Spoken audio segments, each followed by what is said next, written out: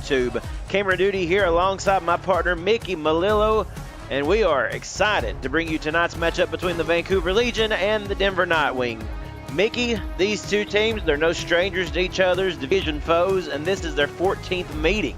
While both these teams may not be in playoff contention tonight, they're still bragging rights and beating a familiar foe.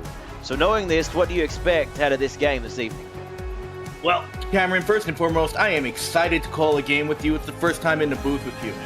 With both these teams, they look evenly matched on paper, but the one thing that I think stands out is you take a look at Vancouver's defense. Currently, they stand second in the league this season in tackles for loss. So if Denver wants to get one up on this game, they're going to have to figure out how to keep Vancouver's defense from getting in the backfield. And likewise, it's great to be with you, my friend. Great to be here on, as we said, an SFL Friday night. Thank you all for watching. Don't forget to smash that like button if you haven't already. You're not going to want to go anywhere for the next hour and a half or so. This game is underway. Fielded and returned across the 20 to the 25, and Nakai is taken down at the 27-yard line. So we talk about both these teams, Mickey. We said that they're pretty even kill. The offense, we talked about just how similar these two units really have been statistically. Oh, absolutely. Both these units have been, and they both have some big wins underneath their belt. Both of these teams have beaten Arizona this season, but Vancouver right now also has a Baltimore win under their belt for season 23. The quarterback, Christian Brown, number 4, under center with one man in the backfield and receivers spread to either side. On first down, it's a toss play to Ike McBride. She gets a good carry. And a gain of 8 on first down. Let's say hello to the starting lineup. Christian Brown and Ike McBride, as we just mentioned. Pseudo Nakai, the halfback, and the fullback, Mateo Privado. The wide receiving core of Nick Lockett and Brett Killian and Lily Nakai. The tight ends, Sharona Privado and Stephen McMichaels. The tackles, Gregory Wynell and Leo Chang and Rylan Caudill. And the center is Bunter Grayjam. And you'll see Privado with a big carry. We talked about this ground game a little bit in pregame, something they're very good at here, Mickey. They're already putting it to use early in this game. Oh, you're absolutely right, Cameron. Right there, you can see they had Ike McBride on first down, Privado there on second down, and both of them having big gains. Privado right there, 15-yard gain, picking up the first down. This is one big two-headed monster. You don't really see a 15-yard gain from the fullback, but right there, Mateo just doing a great job. Brown, again, a delayed handoff, and running forward is McBride. Again, almost picking up the first down on first down, just a couple of inches short, second in inches. And we'll see them quickly go back to the line here. I formation.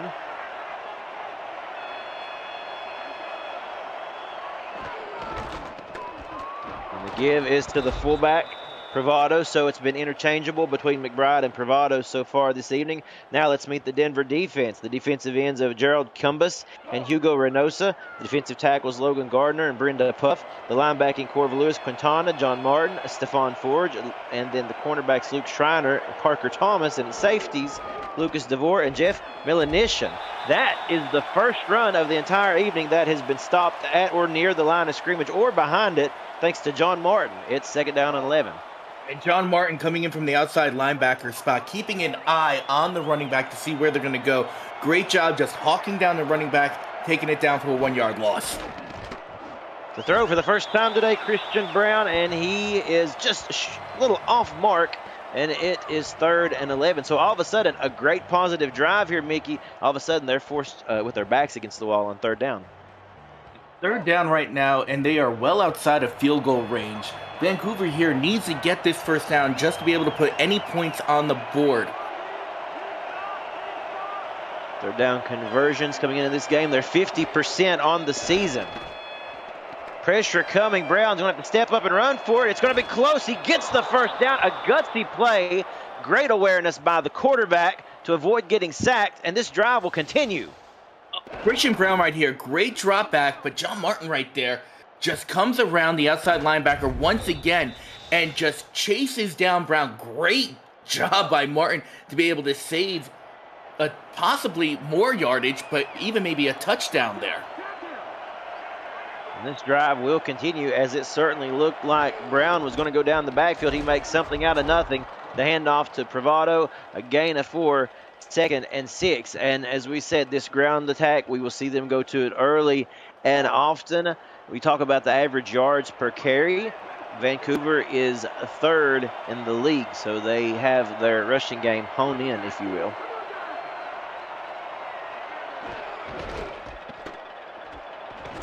Privado again bulldozing defenders, leaving people in his path. It looked like Schreiner got the best of that hit, and it's 3rd and 4.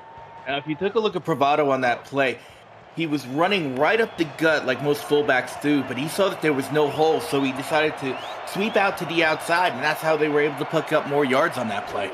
10th play upcoming here, 3rd and 4, a throw out of the backfield, and it is dropped off the hands of the intended target. And so that is going to bring up 4th and 4. They are in field goal range here, and they will bring on a chance to win to attempt this 32-yarder to put them up. And chance to win, the all-star kicker last year for the Western team. The snap, the hold looks good, and so does this kick. Vancouver goes on top early in this game, an 11-play drive that extended over 3 minutes' time, ending with a nice field goal here. And the big thing that I see on that first drive with Vancouver, most times when we talk about a two-headed monster in the backfield, we talk about two halfbacks being able to run the ball. Vancouver has a two-headed monster with their halfback with Ike McBride and their fullback, Mateo Privado here. That's something you don't see with most teams in the SFL. A very unique makeup of this team indeed. That kick is booming, and so Denver will come out to the 20-yard line. That is where Gene Struthers and company will take off for the first time in this game this evening. Again, the final game for both of these teams. How appropriate it ends in a divisional matchup. Bragging rights, a lot still on the line. You can expect the best out of both these two teams. Delayed handoff this time to O'Shaughnessy. Fights hard to get a yard or so, and it is 2nd and 9. And that was a delayed draw there for O'Shaughnessy and the Denver Nightwings offense. And you can see how tough this Vancouver Legion defense is. They just didn't let up anything. We'll introduce them in just a moment as well. On 2nd and 9 now, Denver again going to the ground game, again to O'Shaughnessy, who gets a couple. That's going to bring up 3rd and 6. Let's say hello to the Denver offense. We mentioned Struthers and O'Shaughnessy. They also got the fullback R.E. Mills, who we'll see this evening. The wide receiving core of Logan Keel, Jeremy Mosley, and Dylan Lewis. The two tight ends, Chris Arthur and Marquise Sangle. The guard, Marcella Martin. And at center, Carly Forge. Big 3rd down early in this game. The throw on target completes to Dylan Lewis. Well, actually, we'll take a look at that. It looks like we have more important pressing matters as Lewis is down after a good effort from the reception. And that is a big blow to this Denver offense if Dylan Lewis cannot come back into the game. Hopefully it's just a stinger and he can come back out, but Denver's going to have to do something with one person down in their receiver core. Yeah, walking off under his own power, that is a good sign. For the moment, that's going to put Denver a man down, as you see 1st and 10 with 3 receivers to the top of the screen. Well, they do get the first down with that reception by Lewis, and they go short route here. The pass is complete. Beautiful spin move by Logan Keel, who gets the first down. They'll have to rely on him for sure now. Logan Keel right there, just great job being able to just sense his quarterback, sees when the ball comes to him, behind the line of scrimmage or at the line of scrimmage, and then turns up fields and has the wherewithal to be able to make a great move right there to avoid the first tackle. Couldn't get away from the second one, but it still picks up a first down for the Nightwings. Logan Keel 2nd on the team in receptions as well as receiving yards. He leads the team with receiving touchdowns with 3. Struthers to throw short. The pass is complete to Mosley. Not much there. 2nd and 7. Let's introduce you to the Vancouver defense. The defensive ends, Bobo Caudill and Achilles Papatonis. The defensive tackles, Jared Diusesi and Michael Rory. The linebacking corps, Josh Farnsey, DJ Woods, and Marquise Reed. The cornerbacks, Emmanuel Blackman, Michael Lister, and Ron Hoff, and Zach Key. And the safeties, Mark Lopez and Drew Hamilton. And again, you see the stinginess there as O'Shaughnessy doesn't get much. We talked about just how stern this defense really is. This Vancouver defense, especially on a running game, is very tough. Denver right now, their biggest plays so far have been in the air, and I think that's where their playbook has to go, looking to pass the ball more instead of the ground. Struthers the throw, flings it up high, only where his intended target can get it, and bringing that one down is Marquise Sango, the tight end, for the first down. And I gotta say it here, Cameron, hashtag throw it to the tight end, and that's what Denver just did.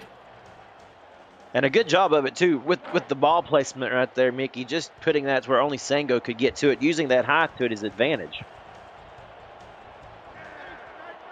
Sango 6'6", 230, his first season here with Denver. A handoff again to the ground. They go with O'Shaughnessy running left. He gets 3 before being brought down, and now it's 2nd and 7 coming up. So, again, likewise with Vancouver here, Mickey, we see Denver able to move the ball pretty efficiently. Now, we'll be able to see in just a moment if they can continue to keep this drive and punch it in.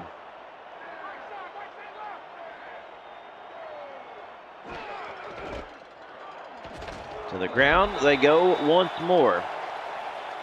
And that is Levens on the carry. Sam Levens, who gets close to the first down and a big third down here.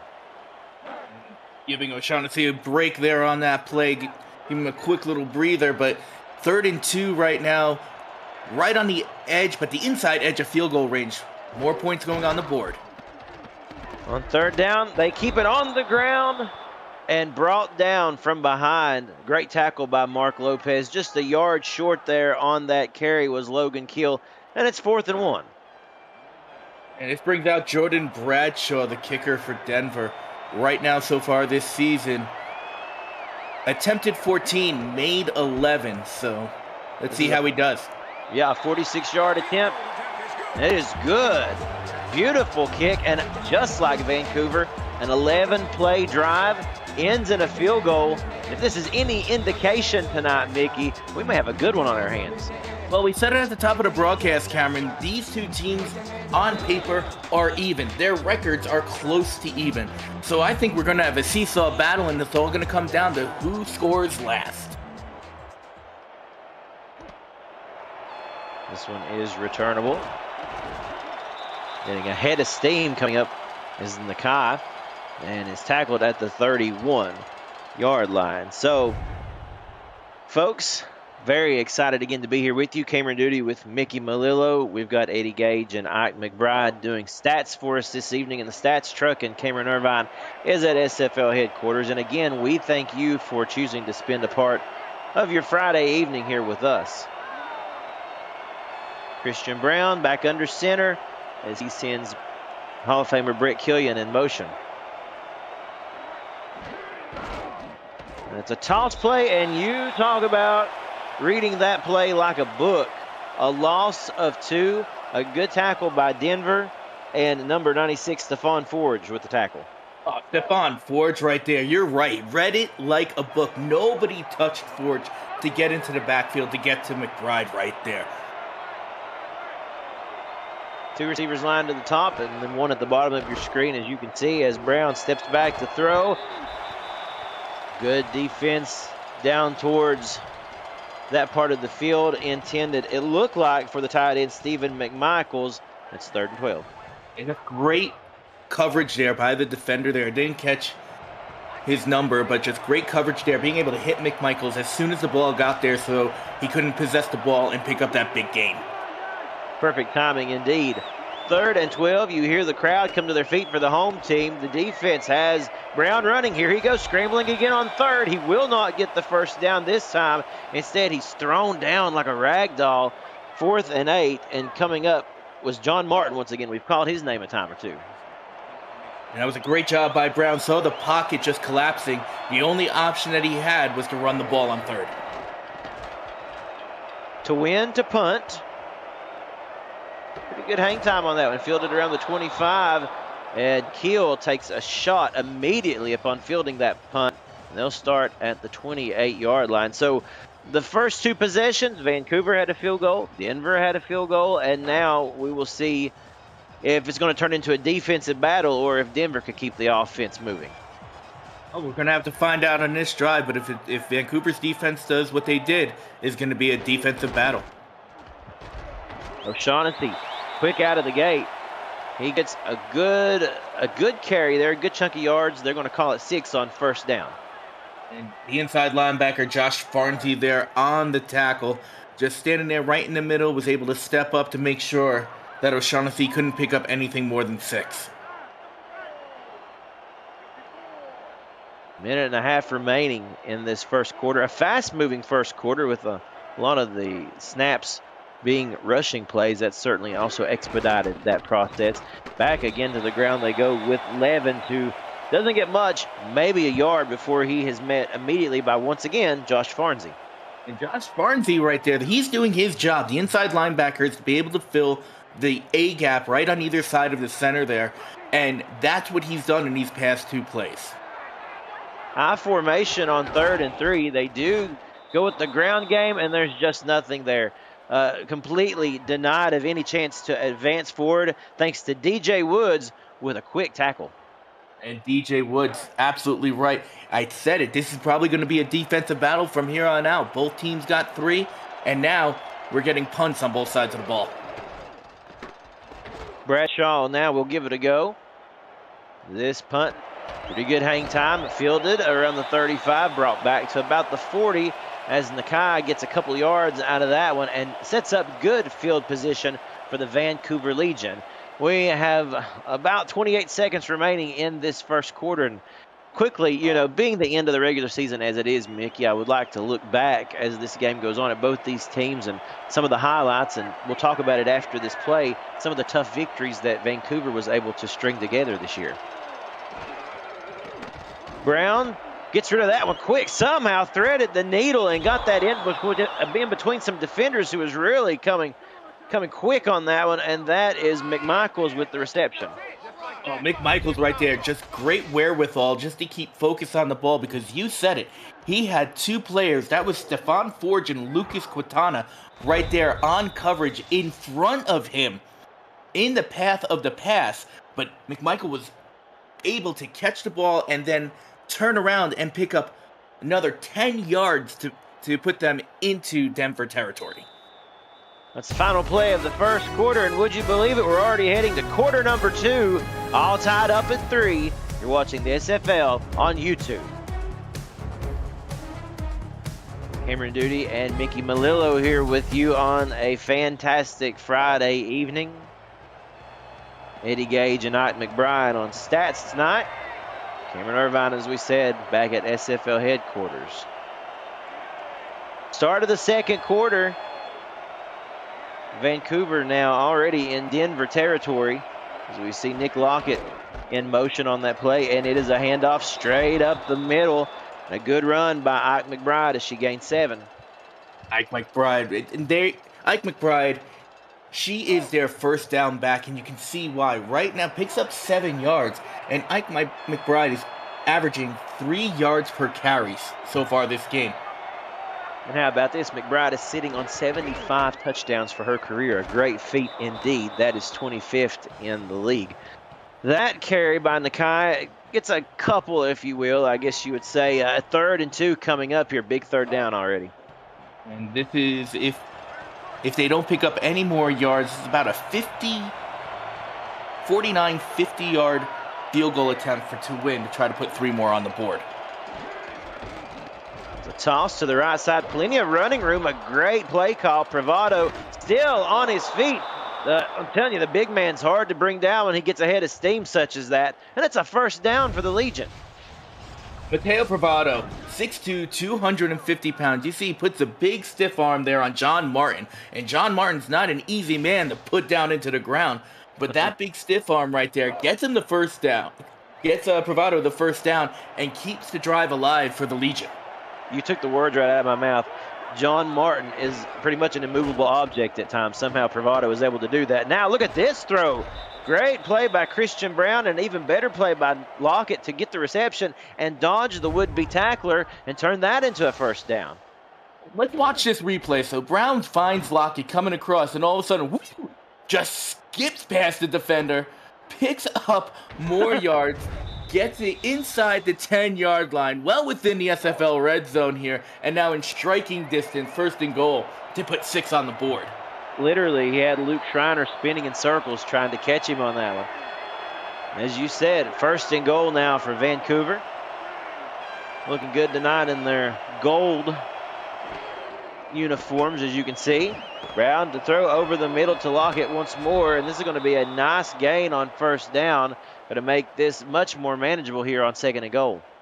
2nd and goal, looks like it's to be at the 4-yard line. Lockett, no moves, no fancy moves here to be able to get around the defenders, but just picking up 5 yards there. As you said, inside the 5, very manageable here, and 2 shots to get into the end zone. He'll go to the ground with Privado, the big man. He's not going to have any trouble, but he had that stiff arm just in case he needed it. No need as Vancouver jumps ahead with the 1st touchdown of the night. And Mateo Privado here, off tackle on the sweep. I don't think he was stiff-arming as much as he was doing the Heisman pose to go into the end zone. I think that was more of a celebration than trying to make sure no defenders hit him. Oh, there you go. I mean, what is it? Styling and profiling, as Ric Flair might say. Chance to win on to attempt the extra point. And he tacks it on. So Vancouver now leading by a touchdown, a 7-play, 61-yard drive, capped off with a touchdown. And that was one of the talking points that we had coming into this game, Mickey, was can these two offenses generate some touchdowns, not just field goals? And as you can see, Vancouver can generate the touchdowns. Now let's see if Denver can do the same thing.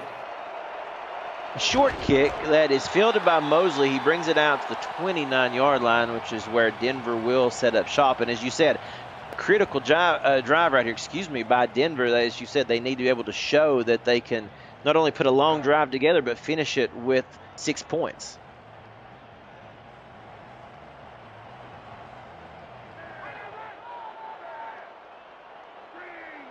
Struthers under center.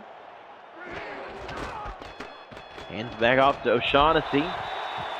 Gets 4 on 1st down. And, we talked about both of these teams. I said some of the high points. We'll go back to Vancouver in a minute. For Denver, they've been able to put together some tough victories along the way. But they've had a tough schedule as well, including losses to Charleston. We talked about that. But a big win over Arizona. So a couple of high points there along the season for Denver. Some tough teams they faced. As Levens gets a carry on 3rd and 4. Josh Farnsey right there on the tackle. And the big comparison right now, as much as we said on paper that they look even, Denver cannot get their ground game going. Whereas on the other side of the ball, Vancouver right now has close to 70 yards rushing, including the 2 scrambles by Christian Brown. So Denver really needs to get their rushing game going. Is the man in motion, and this is just a quick screen out to O'Shaughnessy, and that was pure determination because he looked like he was about 4 yards behind the 1st down marker. He just kept churning and gets rolled over for the 1st. Oh, Bailey O'Shaughnessy just shake, rattled, and rolled his way into a 1st down right there. I mean, you've seen that the initial point of contact, Mickey, was about a good 3 to 4 yards out. And just kept his legs going. He sure did. Levens, though, unfortunately not able to get anything on that carry. And getting up celebrating once again is Josh Farnsey. Josh Farnsey is just all over the place tonight. I mean, with that tackle right there, we're looking at Farnsey. That's his 5th tackle already. Now, Struthers the throw. He will set up the screen for O'Shaughnessy. There is some blocking out front. He's got the 1st down. Spin moves, keeps a man off of his tail for the moment before being brought down, and that was just a thing of beauty by Bailey O'Shaughnessy. So right now, looking like the screen game working to perfection for Denver. And what you got to look at in this screen, not only is it O'Shaughnessy, but look at the 3 linemen right there just pulling to give O'Shaughnessy some blockers to get some move. And you got 1 spin move, 2 spin moves. Couldn't get a 3rd one out there, so he didn't get the full spin cycle, but he definitely was on low on that run. Yeah, some great blocking indeed, and as you could see right there quickly, for maybe at the blink of an eye and you'd miss it, but Mosley delivered a heck of a block to really spring O'Shaughnessy loose. It's 1st and 10 now for Denver. The give to Levens running right side, someone they like to use often in this game. As you can see, they like to kind of do their own two-headed tandem, if you will. You will see O'Shaughnessy in there, and Levens comes in on the next play, just to give O'Shaughnessy a break. 2nd and 6. It's the fullback Mills in motion. The give again is to Keel, who gets close to the first down sticks. Just going to be short, but 3rd and 1 here, and they can really look into the playbook for sure on this one.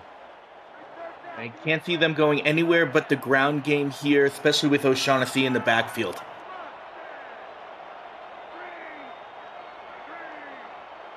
Gonna line them up and see what they can do. Look at this little toss pitch to the left side. O'Shaughnessy breaking tackles and really wanting to take this game into his own hands, and he's doing just that with some big conversions on 3rd down early in this one. And I was talking about the ground game that Denver really needs to get it going, and O'Shaughnessy must have heard me because he turned around and he has stepped up his game for the rest of this drive. If it wasn't for Ron Hoff with Vancouver, O'Shaughnessy would have had a touchdown. You know, O'Shaughnessy said, "Message received, Malillo," and he took off. 3 receivers at the top. It's just a delayed handoff to Levens. And we're starting to see this ground game starting to get a bit of a rhythm here, and that's dangerous and something that Denver really wants to see. That's what they've been working on this entire first half. Before this drive, their ground game wasn't doing much. I think they had under 20 yards. Now they've almost doubled it. They give it to Mills again, continuing to just distribute that football. He gets maybe 2. 3rd and 4 coming up. It's a big 3rd and 4. As we were talking about, they've been seesawing so far. Field goal, punt. Now touchdown, and let's see if Denver can do the same thing. Struthers under center, drops back to throw. Pressure is coming again. They screen it out to O'Shaughnessy, and he's going to be stopped short. It looked like the play was developing, but that time Denver not able to convert as Vancouver was hot on their heels. Mark Lopez with possibly a touchdown-saving tackle. I would have to agree with you right there. Mark Lopez from the free safety just came over and picked up O'Shaughnessy to make sure that he stopped before the yard to gain.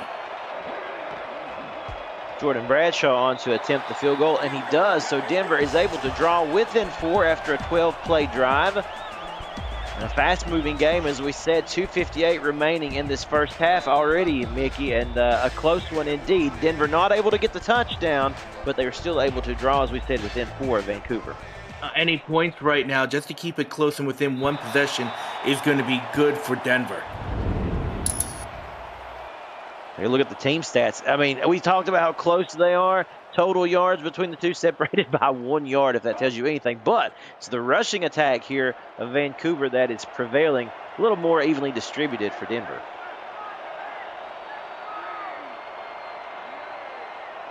Now with 2:58 to play, you know Vancouver wants to get some more points on the board before halftime as they give it to the halfback McBride for another carry and a gain of 3. And that's what I'm talking about. You know, they're sticking with their game plan. Their game plan is to use Bravado and McBride on the ground and mixing up a few passes in between. And you saw that on the stats before. They've got over 80 yards rushing and about 35 yards passing. Handoff again, running left side is Pseudo Nakai. And that brings up a quick 3rd and 5 here. Something also that's been interesting, I think, Mickey, is Vancouver's not spending much time in the huddle either. No, it's not a no huddle, but it's a fast huddle. It seems like they know exactly what plays they want to call, and they just get right out. 3rd and 5, Christian Brown to throw. No, going to step up and run, and he gets sacked. Brought down from behind as he was trying to take off. Logan Gardner, in his first season since coming over from Jacksonville, the season 21 All-Star, brings down the QB. Now, Logan Gardner right now, he's a big boy, getting in the backfield, 6'2", not tall for a defensive tackle, but 310 pounds. I don't want to see that man coming after me. 2 minutes remaining in this first half. SFL on YouTube on a Friday night. great game that we've got here this evening. You've had a chance to stay up late tonight, maybe have a late night snack and enjoy this football game. You certainly are in for a treat.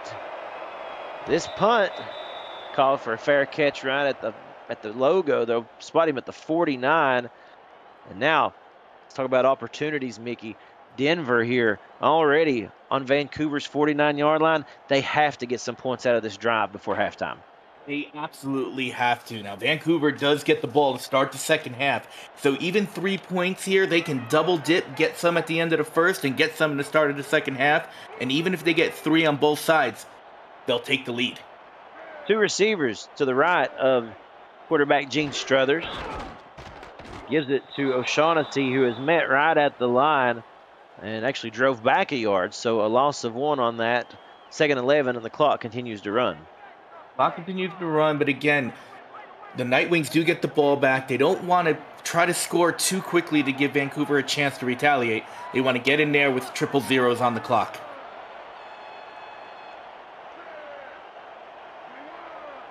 Man in motion.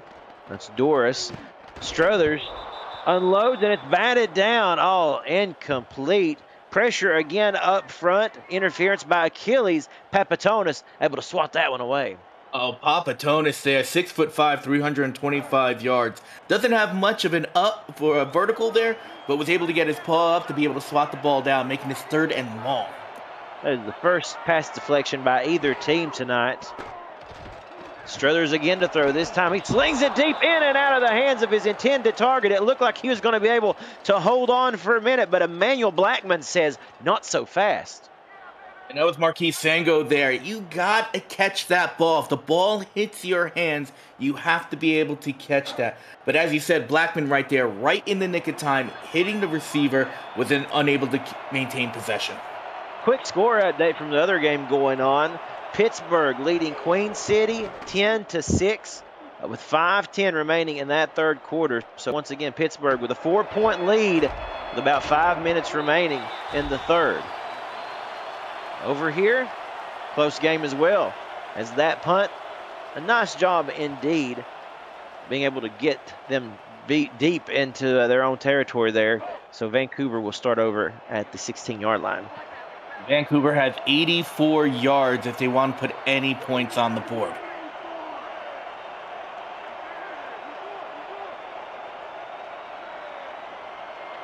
Nick Lockett again in motion for Vancouver.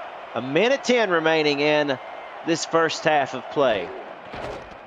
Toss play right side. McBride gets that handout. Stiff arm and gets a couple more before getting a pretty good hit there after a gain of 8. And Ike McBride just being able to shed off 1 tackle, couldn't shed off the second tackle, picking up 8 yards on first down. That is what she has been doing all night long. First down, picking up some major yards to make second down easier. That is the big difference in the score of this game, because that did lead to a touchdown drive. This time, good penetration up front. Forge is able to completely, pun intended, forge his way into the backfield. It's 3rd and 1. Oh, Cameron, you could do better than that. Not Come really, on. Mickey. Yeah, you can. We'll work on it. 3rd and 1 coming up. Toss play left side, and he's going to be stopped. That was Bravado, who was on the carry, but completely wrapped up and swarmed by this Denver defense, and easily their best defensive play of the night. And interesting enough, you've got Vancouver deep in their own territory. They're got to punt the ball. There's still going to be some time, not much, but some time on the clock for Denver to get down the field and even just to get a field goal. Chance to win. Boots this one away. Field at the 43. Taken down at the 46 by Lee. And as you said, 10 seconds remaining. Let's put you in the coach's chair for just a moment. Mickey, what would you do with these final 10 seconds if you're Denver? You got to throw the ball. You don't want to try to do a Hail Mary into the end zone. You want to get beyond the 30 to make this an easy field goal for Bradshaw. Put 3 on the board to end the half, then get the ball back and try to put any more points on the board. Sounds good. Let's see if they can execute here. Struthers under center, I formation. They keep it on the ground with O'Shaughnessy, and I think that tells us our answer right there. They're just going to be content to let the clock run out and head into halftime. Fine, don't listen to me. I'm trying to get you to win the game. We have Rich. Halftime here in an exciting game, just as we expected. A defensive battle at times. We knew the ground game would be an important factor. We've talked about that for these first two quarters. And we welcome you into this SFL halftime report. Vancouver leads 10-6. Give me your thoughts on this first half, Mickey. You know what, Cameron? It's very tough because both these teams are equal. On one side of the ball, you have got Vancouver, who's dominating the ground game. On the other side of the ball, you've got Denver, who's doing great things over the air. Their ground game started to come in towards the end of the first half, but they have to be able to be more versatile on each side of the ball. Vancouver has to throw the ball more, and Denver has to figure out how to run the ball more. If I had to give my game ball to somebody right now, it's going to be to Matteo Privado. 8 attempts, 45 yards, and a touchdown. Indeed. Thank you very much, my friend. And folks, we're going to take a quick halftime break presented by Breaks GPT, and we'll be right back with the second half. We just pulled a full-size Taylor Swift helmet. Shout out to all our Swifties. Travis Kelce. This is a Giants Lawrence Taylor. Patrick Mahomes. Chad Johnson with the Ocho Cinco. We have a Drew Brees. Is that an O.J. Simpson jersey? It's an Aaron Rodgers. Oh my goodness. Tom Brady! Tom Brady! Folks, I want to remind you to break into the world of sports memorabilia collecting with Breaks GPT, featuring signed football jerseys, helmets, photos, and so much more. Breaks GPT offers you the shot at winning autographed and authenticated sports memorabilia at a fraction of the price. Join the community of collectors on our Breaks GPT Facebook page and lock in your shot at hitting a humongous headliner over at breaksgpt.com. This second half begins with a kneel down in the end zone, so Denver will bring it out to the 20-yard line. And as you said, you mentioned your player of the first half, Matteo Privado. We'll have to wait on the sideline for another series before we'll see them here. But for Denver, who would you say their most efficient player has been thus far? Their most efficient player, I got to say, was Bailey O'Shaughnessy. He's doing a great job on the ground. He's definitely doing great in the air as well. He's got a total combined offense right now of 62 yards. So O'Shaughnessy right now. Struthers with pressure, able to unload. Flag on the play. We'll see if they're going to call interference on that one. And they do. They are going to get Ron Hoff for pass interference. Yeah, Ron Hoff definitely was there early. Keep an eye on this. Right there, contact, and didn't let go of him till the ball got to Jordan Keel. Logan Keel, excuse me. So that's going to give Denver a brand new first down.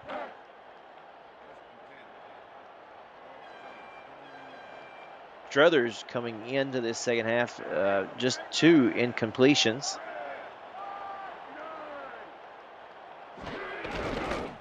To throw once more out of the backfield for O'Shaughnessy. And instead, as you see Lopez coming in on the tackle, we have been able to see O'Shaughnessy get out in open space and really make some good gains with that, Mickey, but not the case the last couple of plays as Lopez really read that like a book. The Legion must have went into the backfield and just talked to their defense coordinator, talked to the defense and said, you keep an eye on O'Shaughnessy on those swing routes. Mosley now moving to the top of the screen. Struthers to throw. Pressure coming around the weak side, but he picks it up and he throws a great pass. Marquis Sango, we said that they've actually tried to get him a little more involved. He dropped the last one, but he does not do it on this. A great pitch and catch. Great job right there. Sango was on the line of scrimmage, tight to his lineman, but just comes out on a corner route and able to find it over his back shoulder. And Struthers found him. And great job. 1st and 10 here in Vancouver territory. Struthers again with pressure coming instead. They try to go for a screen to Keel. Again, nowhere to go. A great open field tackle. We'll see what the call is here. Oh, and the second straight defensive penalty going on Vancouver. This time for a face mask, and they get Blackman on the call. And that was not just an incidental 5-yard face mask, that was a personal foul. That's adding 15 yards to Denver, now pushing him close to field goal range. Unfortunately, Denver, or for Vancouver, I should say, their defense has allowed more yardage and penalties than what they have actually on the playing field. 2nd and 11, though, that time able to push O'Shaughnessy back, and a good tackle made by Farnsey. And Josh Farnsey, we said it, he's been all over the field right now. He's been great on defense. That's his 7th tackle of the game, but now he's got to get there and stop them here. Struthers, again to the air, complete. And one thing with that connection to Sango that he's getting really good at, and I'm talking about Struthers, here's the quick 3-step drop and just letting that ball zip out of his hands. A lot of good, crisp precision. Struthers has that rifle. He has that quick release. And you give him a chance, he finds an open receiver, he'll get it to him. Toss play left side to O'Shaughnessy, shake the tackle, dives over another man, and take a look at that. 1st and 10 down to the 5-yard line, and that's what you love about Bailey O'Shaughnessy. That right there, O'Shaughnessy, what a run. Just coming around outside, he dips, he jumps, and then he dives for the first down inside the 10-yard line. Bailey O'Shaughnessy is on another level now. After the first few drives, where he didn't do much, he has just been producing for the Nightwings. 1st and goal, and I think it's safe to say the one thing that we all know, Denver got to find a way to turn this into a touchdown if they can. They keep it on the ground with Levens, who just bulldozes his way forward, and he gets close just outside of the goal line, and that was easily his best play of the night. And I'm going to take a line from Brett Solberg, and that is on the SFL chest hair line right now. Good play, as we said, by Levens there, and now we'll see if they'll just try to pound this one in. They do, but they go to Logan Kill with the fancy spin move as he crosses over the goal line for the touchdown, and Denver takes the lead. And that's Denver's first lead of the ballgame. And this is what's versatile about Denver's backfield. They've got Levens, they've got O'Shaughnessy, and once in a while, you will see Logan Keel back there, and he's in there for those short yardage situations, just to be able to pick up 1, 2. And that's what he did here, and he gets a TD. The extra point is good. Denver takes a 3-point lead off of Logan Keel's first rushing touchdown of the entire season. And that was just a great drive. A lot of mistakes there by the Vancouver Legion. 2 big defensive penalties there to keep the drive alive for Denver. But then Denver finding O'Shaughnessy, finding Sango, finding their key players to keep the ball moving down in their way.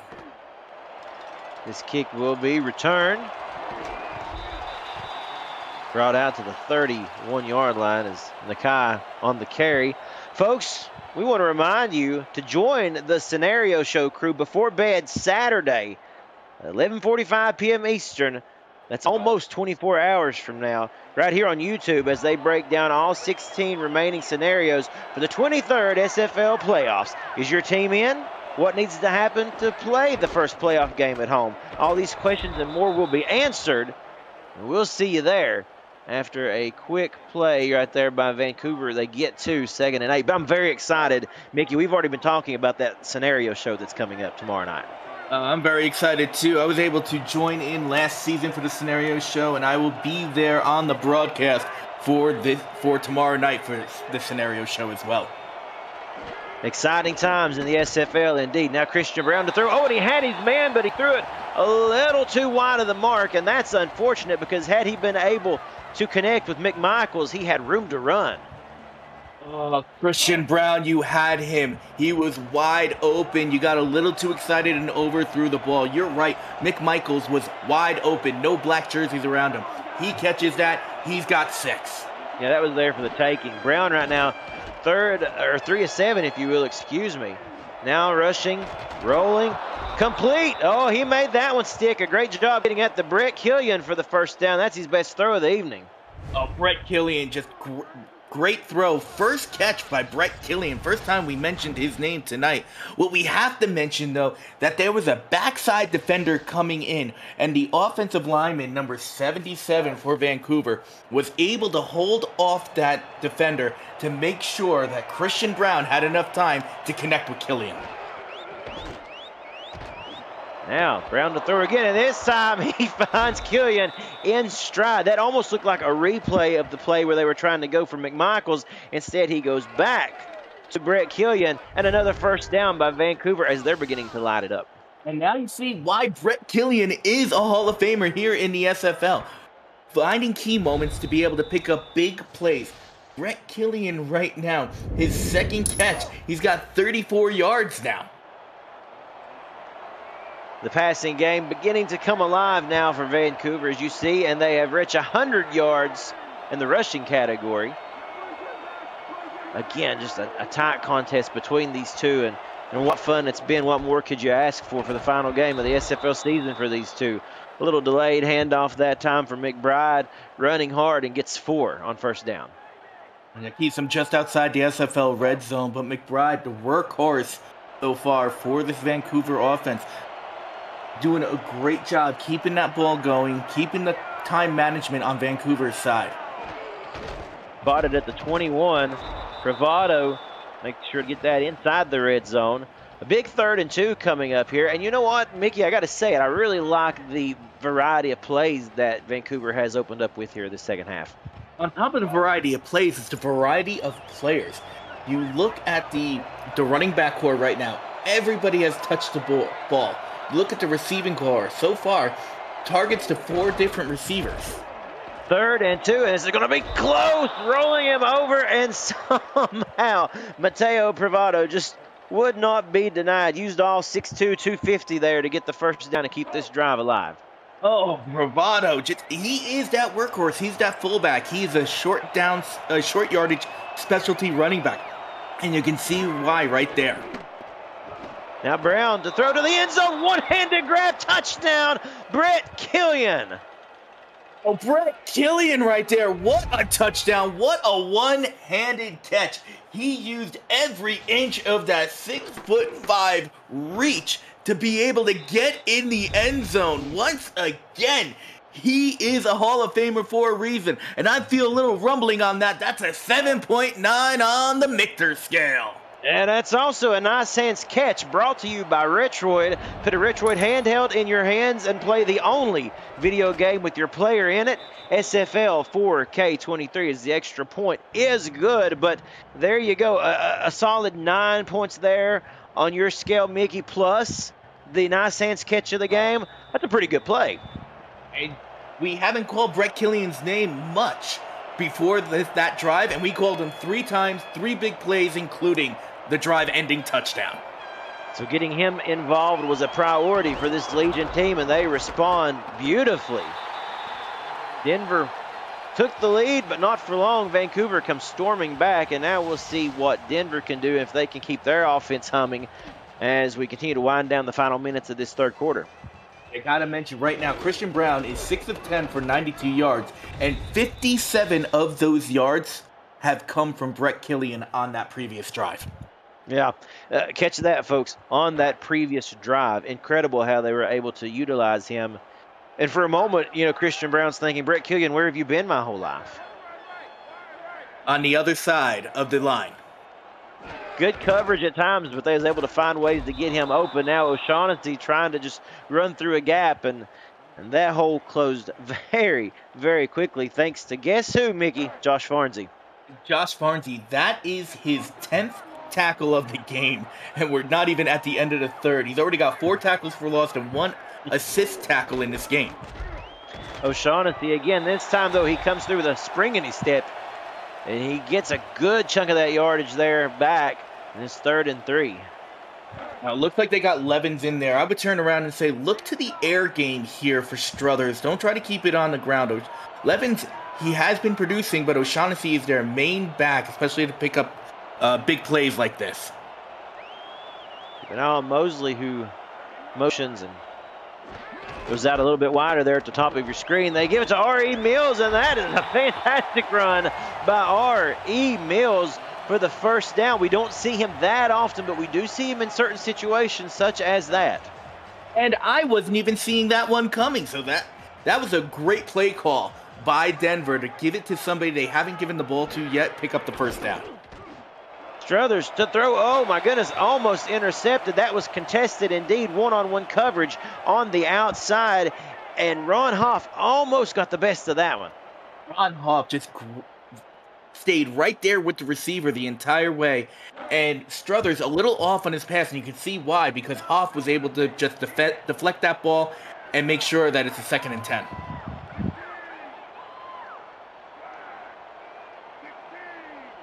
Second and 10, and we see motion. As that's Doris. Moves up to the top of the screen, and now Struthers to throw with a lot of time and throws into a tight window. Incomplete as he was going again for Mosley. Would not be denied, though, was number 55, Marquise Reed. Marquise Reed right there. Another pass deflection. Only the 3rd pass deflection of the game so far, and just stayed with the receiver. And there were a couple of white jerseys there, but just Reed did his job, knocked the ball out of the receiver's hands. Strother again, 3rd straight throw here. Punt fakes, pressure closing in all around him. He throws deep. Almost intercepted again, Mark Lopez. So what do you think about this, Mickey? They pretty much abandoned the run, threw it 3 straight times after getting that tough, gutsy first down by R.E. Mills, and it's a 3 and out after that. Their ground game has been starting to produce. They needed to continue to utilize their running backs. I don't think 3 passes, because this is a very tough secondary by the Legion. Wanted to test the Legion defense. They did so, and they almost got 2 interceptions out of it.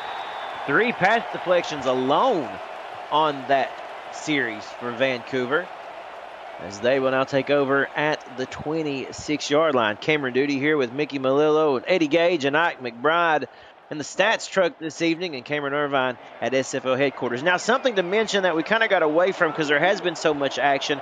Dylan Lewis went down early in this game for Denver. That certainly changed probably a lot of what this team wanted to do tonight, and we haven't heard from him since. Yeah, like I said, when it happened in the first quarter, it's going to be a tough loss for the Denver offense. And a fumble. That's what the Denver defense needed, was to force a turnover. They come close. It was Chang who was able to fall on it. Let's see which defensive player was able to get in there and strip it loose. I believe it was Logan Gardner. I'm with you on that. Logan Gardner came in, was able to strip the ball loose from Christian Brown's hands. And if it wasn't for Chang being in the right place in the right time, Denver would have fantastic field position. Whew, Vancouver getting lucky on that one. We got a score update. We'll get to that in just a moment. As Brown throws again. Great job over the head of 2 defenders to find Nick Lockett for the first down. And great job right there. Losing 3 yards on that fumble, almost lost, but Lockett here being able to just come over his inside shoulder, catching the ball, pick up the first down, giving some more breathing room for this Legion offense.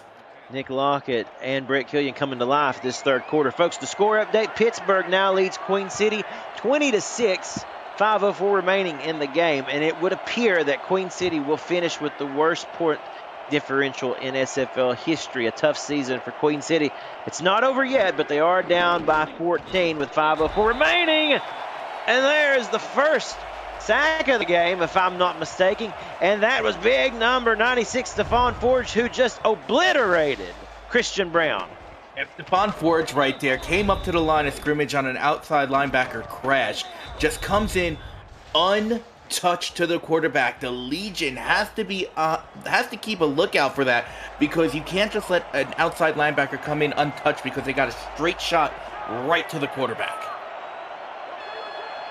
Correction, that is the 2nd sack. Both have been by Denver.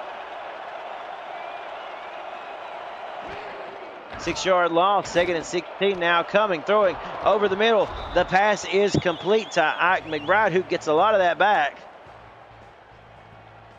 And that was the first catch by Ike McBride this game. That was actually the first catch by anybody in the backfield for Vancouver. You don't see them do that much. They rely on their running game going off tackle, off end, up the gut.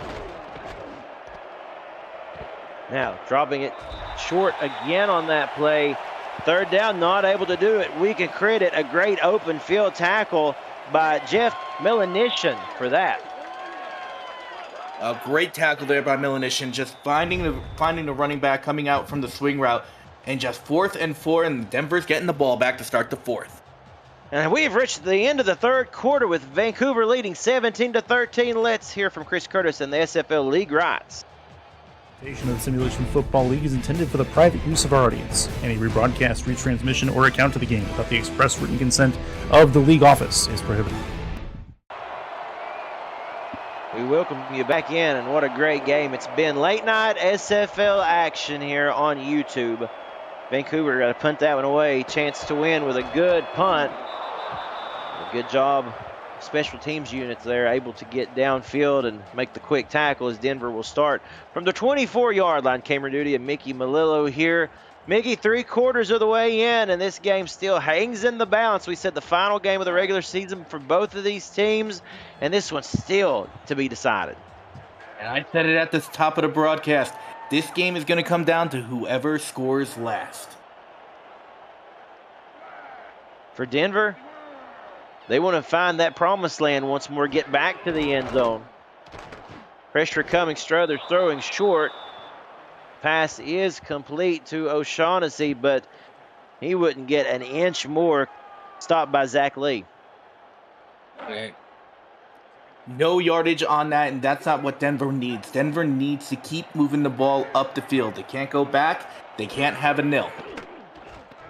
Struthers again to throw, interception going the other way with a man to beat. It's Zach Lee. We just mentioned his name, and now he's going to get the pick six for the touchdown, and Vancouver extends their lead.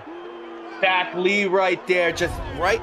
He was in the right place at the right time. He turned his head at the exact moment to be able to catch the ball. It was behind the receiver, but Zach Lee was moving in that direction. As you see, just finding the seam, a spin move right there to make sure there was no tackle, and we're going to say that was a house call for Zach Lee. 6 more points on the board for the Legion.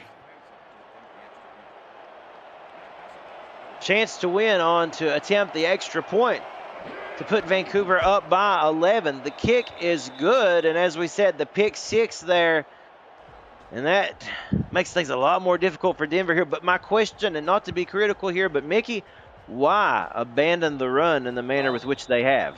I don't know. I wish I can tell you. I think maybe they were trying to change up their playbook, really keep this Legion defense on their toes, but to abandon it altogether, I don't think that's a wise idea.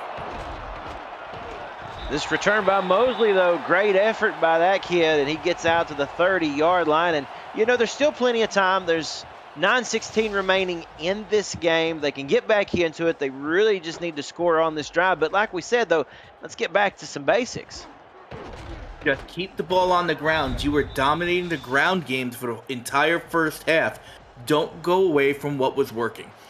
Hand the ball off. Keep using O'Shaughnessy, Levins, throw in Ari Mills in there. Get Logan Keel in the backfield for the short yardage situations. Just go back to basics. 2 receivers to the right, 1 to the left for Denver, and again to throw. And that's a nice reception indeed by Marquise Sango, who's been the premier target for Struthers this evening. And that's the reason why I'm in the broadcast booth and not the coaching booth. As you can see, I said to run the ball, but he had Sango wide open in that zone defense to be able to pick up a first down on the first play of this drive. Denver needs to keep that going, driving the ball down the field. They've got 11 points to make up. But you know, to your point though, Mickey, had they continued with a more balanced offense, you may not have to feel such pressure to now throw the football as often as you're going to have to. Oh, you're absolutely right. Absolutely right, Cameron. 3 receivers to the top here for Struthers as it is a pitch to the left side, and O'Shaughnessy just able to fight to get back to the line of scrimmage. They will credit him with 1 as Blackman come up for that tackle. And that's what they have to go back to. They're going back to their running game. You saw O'Shaughnessy wasn't able to pick up much. They have to get inside the tackle. That's where a lot of their big yardage came from, just hitting the holes, picking up 3, 4, 5, sometimes 8 yards. Struthers again to throw, pocket collapsing. He shoots one in there and off the hands of, looked like a couple of people who was up to try to grab that one. Some for Vancouver, some for Denver. Blackman in on the deflection, and it's 3rd and 9. And it looked like the pass was intended for Marquise Sango, who's been the favorite target of Gene Struthers tonight. They're really liking this 3-receiver set. This time they line up left side of Gene Struthers on 3rd and 9.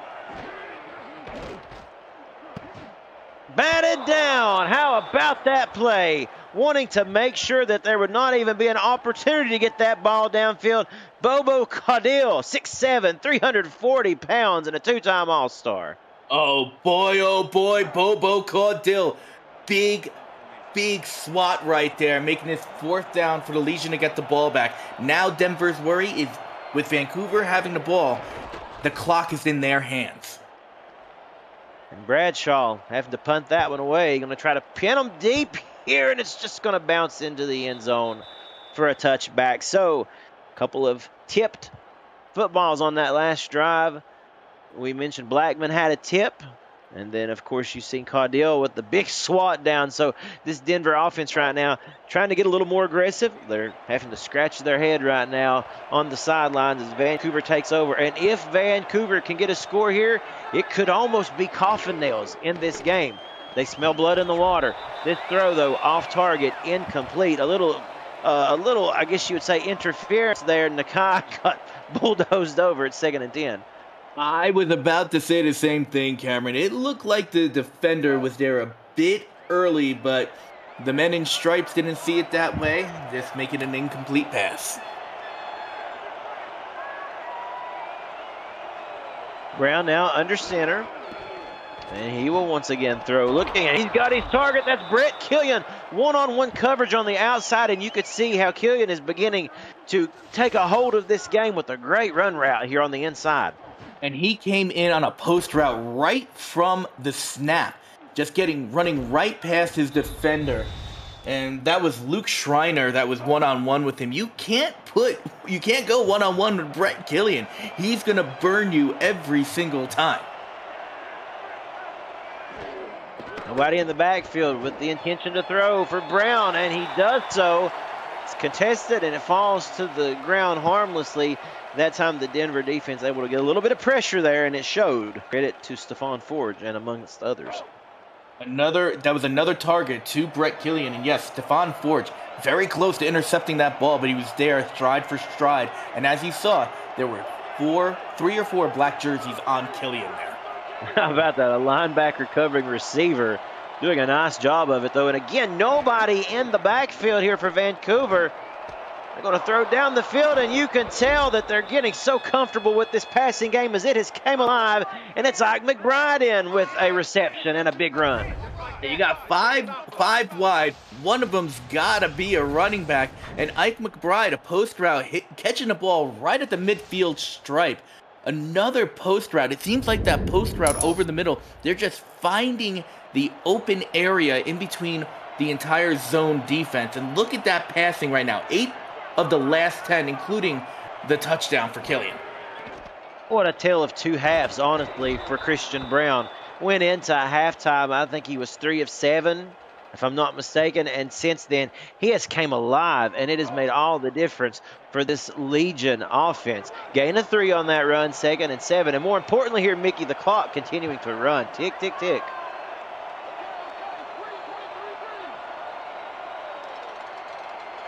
I formation. They hand it off, and bulldozing ahead is McBride as she gets a couple. It's 3rd and 2. That was an interesting formation there for the Legion. They didn't have McBride back deep in the backfield like they normally do. They had her offset for that misdirection counter play to be able to pick up those yards. 3rd and 2. Again, they go with the ground and stopped. John Martin, as well as number 29 in on that. Luke Schreiner, that is. Just want to make sure I got that name right and credited Schreiner with a good tackle. And now a 49-yard attempt coming up here by Chance to Win. this is just icing on the cake here for the Legion. And a beautiful kick right down Broadway, right down the middle. It had the distance and the accuracy as Vancouver goes up 27-13. And that 49-yard kick is Chance to Win's longest kick of the season. Previously at 48, but now credit him to 49. He's now tied with me with the season long that he has. And congratulations are in order there for sure. And literally saving the best for last. Might as well. This kick is returnable. Coming through, Mosley with a head of steam. He has been giving it his all on these returns this entire night. He gets it down to the Denver 37. You're right. Mosley, every time he gets the ball, he is rarely a touchback, getting it at about the 5-yard line and just trying to find any type of open lane to be able to pick up more than just running right into the middle of the wedge. We've got a quarter remaining here for both of these teams in this season 23. As we said, this was for bragging rights and a divisional rivalry. And when it's a divisional rivalry, man, that's all you need. You want to leave with your head held high at the end of the season, that you have beat your very familiar foe. So Shaughnessy gets the carry and gets one. Denver's going back to the ground game. It might be too little too late to try to get their rushing. They're down by 2 touchdowns. Not just 2 possessions like they were before. 2 touchdowns. So they have to get in the end zone twice. If they get it here, look for that onside kick. If Vancouver can hold on and win tonight, it will be their 3rd straight victory against Denver. Denver has not beaten Vancouver since season 16 in the semifinals of the SFL playoffs. O'Shaughnessy again with a carry, and that brings up a 3rd and 6 as they go no huddle. They're starting to go no huddle now. 5 minutes left in the game. Struthers to throw. The pass is intercepted. Seems like he took it right out of the hands of the intended target. And going the other way is Emmanuel Blackman. He will not be denied. He will go all the way. The 2nd pick 6 of the evening for Vancouver, and they extend their lead. And that is going to be your Breaks GPT Breakaway Play of the Game. Breaks GPT sports memorabilia, breakers, and collectors. You never know whose autographed helmet or jersey you might hit. Check them out at breaksgpt.com. You might just find Emmanuel Blackman's helmet in there.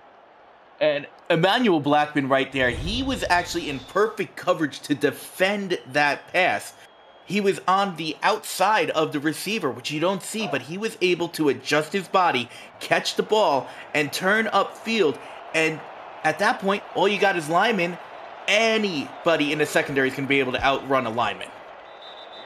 The extra point is good, and this game has quickly gotten away from Denver as Vancouver leads 34-13 with 4:41 remaining. And a score update for you. Would you believe it, folks? Pittsburgh now leads Queen City 41-13 with just 54 seconds remaining in that ball game. So Pittsburgh pouring it on. We mentioned that with about 5 minutes left in the 4th, they were leading by a score of 20-6. Since then, they have reeled off 21 unanswered points. As Mosley, look at this. We've talked about him all night, Mickey. He gets this one back out almost to the 40. And I have to give credit where credit's due. Great job by Mosley. But being a kicker myself, it's great to see. Well, it's not great to see because it's the last line of defense, but Chance to Win coming in here on the tackle to make sure. And it was a good hit by Chance to Win to make sure that was not a kick return for a touchdown.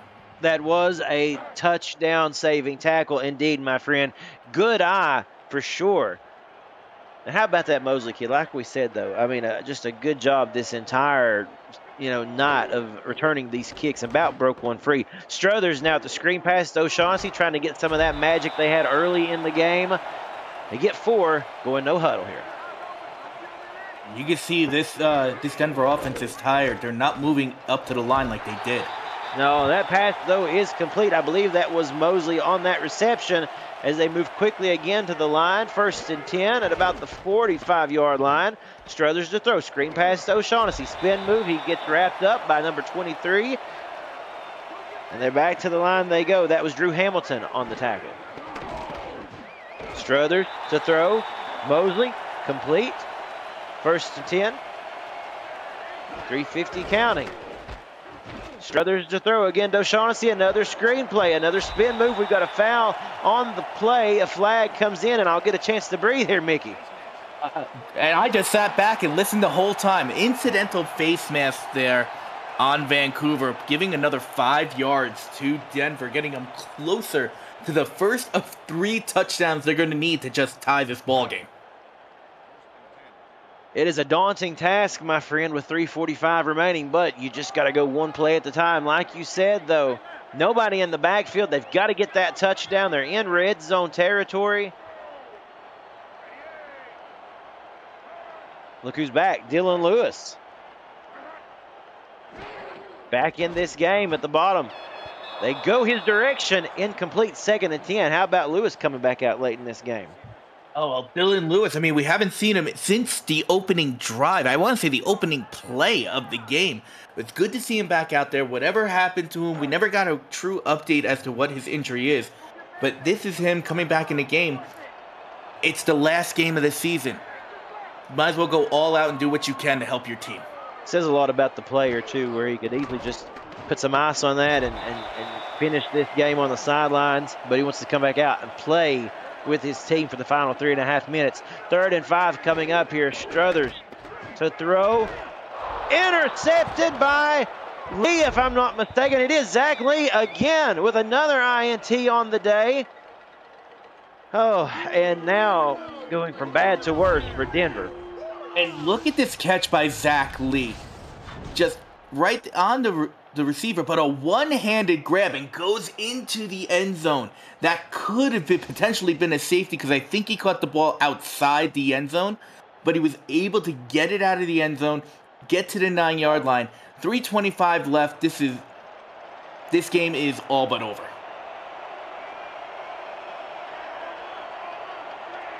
And for Vancouver here, the name of the game, as you said, Mickey, just to chew that clock up and head home with a W to finish the season. But McBride says, not so fast. I want to get a touchdown or at least get some more yards in the stats book as she gets a 1st down.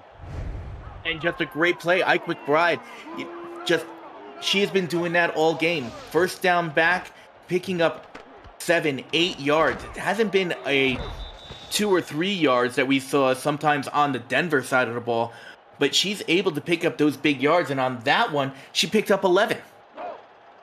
And, you know, it's something about it that we really need to mention. It could easily go unnoticed, Mickey, but it was that ground game, as we said, that set the tone, those plays by McBride. I mean, they were coming out getting 8, 10 yards on, per carry there for what it seemed like for the first couple of plays. That and Mateo Privado, another one who had big plays that first half that set this offense up for the second half explosion. Let's talk about this Vancouver backfield right now and what their yards per carry are. Ike McBride, 4.5 yards per carry. Mateo Privado, 4.7 yards per carry. Sudo Nakai, haven't really called their name too much, 2 yards per carry. And even Christian Brown, 3 yards per carry. You keep on handing it off to your running backs. If they're hitting their average, you're going to get a 1st down out of every 3. Killian going in motion on 2nd and 5. And again, with McBride, it's back to the line of scrimmage and give forward progress. That brings us to 2 minutes remaining for both of these teams in their SFL season. We'll be right back.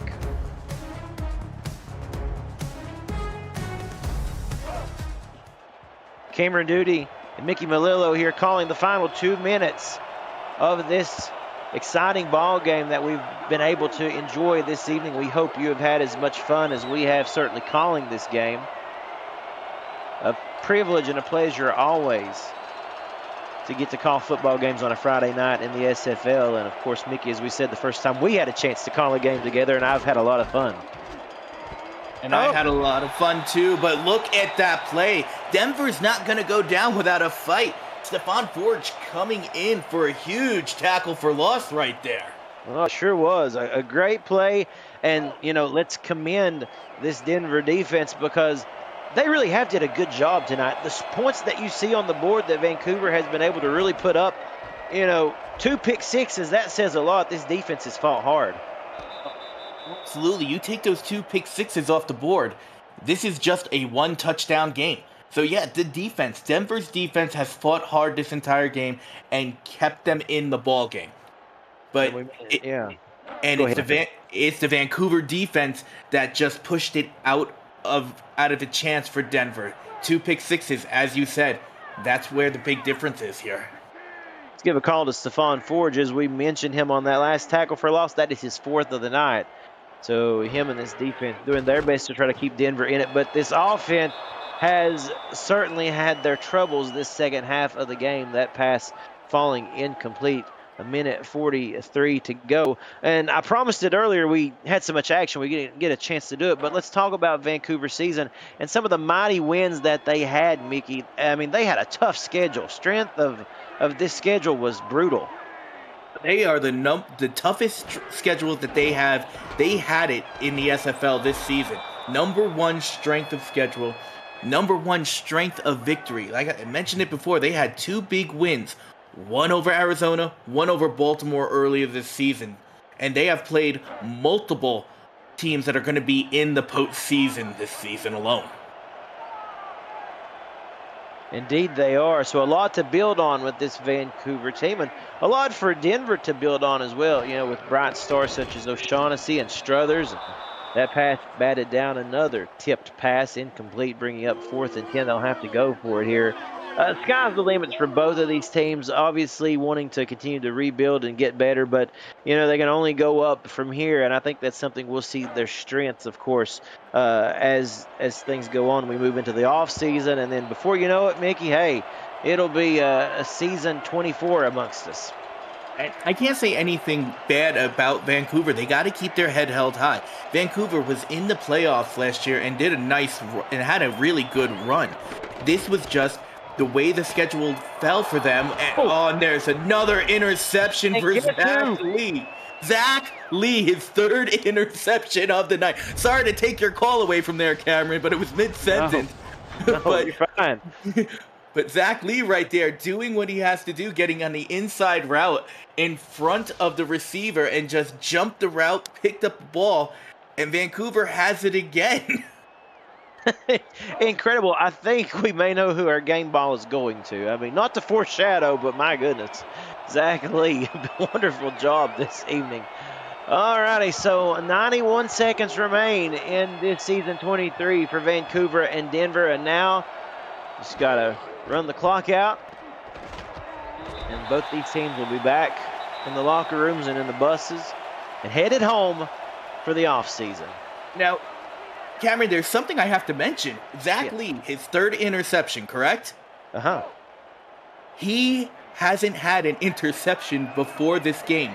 Those were his 1st, 2nd, and 3rd interceptions of the season. That, I love little nuggets of info like that, and a great job there, Mickey, finding that one. You're exactly right. Coming into this game, he only had 3 pass deflections. All of a sudden, he turns 3 pass deflections into 3 interceptions to look really good on that stat sheet. And like you said, Zach Lee, another one of those players, one of the bright stars that Vancouver has to look forward to watching continue to progress and develop. I mean, 4 seasons here. He has 9 seasons in the league, but I know they're glad to have him, and he gets better with time. And everybody gets better with time. And I was mentioning before about Vancouver, this is not a team to just, okay, their record 4-7 prior to this game, but they were a playoff team last year. They're always a strong team and a fierce competitor no matter when you play. It's just the schedule that they had this year for season 23 went against them. I believe that is the only reason why they are 4-7 and not in the top 12 going into the postseason. 4th and 4, and you'll see Chance to win with his final punt of the season here. Lets that play clock run down just as far as he can before booting this one away.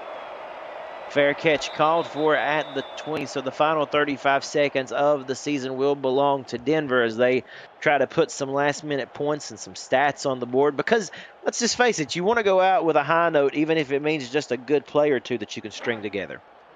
Oh, absolutely. You know what? Chuck the ball up. Go ahead, Denver. Give it a shot. You're in a passing formation right here. Let's go out on a high note. Let's put 7 on the board for you. Struthers will throw the pass complete towards the sidelines. It is complete. That was Mosley with the reception. 26 seconds and counting. Spiking the ball. They'll go at it again here for 3rd and 6. Folks, as we mentioned, don't forget, tomorrow is going to be a fun day in the SFL. There are good games, of course, on Sunday as well. Now, tomorrow, we want to mention again that scenario show that's coming up at 11:45 Eastern Time. So, again, about 24 hours from right now, you're going to be enjoying the SFL selection show. You mentioned, Mickey, you were going to be on that call as well as Cameron Irvine, and I'm sure a couple others who will be joining in. So very exciting. We want to remind everybody of that. 4th and 1. Final play of the game possibly for Denver. It's a short pass to O'Shaughnessy. Will they get up to the line and spike it? That will do it. This game is in the books. Vancouver ends their season with a W as they defeat the Denver Nightwings 34-13. Final score from Richard L. Snowden Stadium. And Mickey, give me your final thoughts, my friend. Well, Vancouver just dominated this game on both sides of the ball. You saw it. They dominated the rushing game in the first half and the passing game thanks to Brett Killian in the second half. I look at Denver. Denver has glimpses of hope for next year. They just need to hone in their playbooks, be able to play against some of these teams and really find the best strategies against them. And Vancouver was just a tough team to face as your last game of the season. If I have to give my game ball, I'm going to give 2 to. Obviously, the defensive ball goes to Zach Lee. His first 3 interceptions on the last game of the year, and then Brett Killian coming out of nowhere. 6 targets, 4 receptions, 73 yards with a touchdown. Got to give Brett Killian a game ball as well. Folks, it's been fun. For Cameron Irvine, Ike McBride, Eddie Gage, and my buddy Mickey Malillo, my name is Cameron Duty. Have a good night. We will see you back here tomorrow and Sunday for more final regular season action of the SF.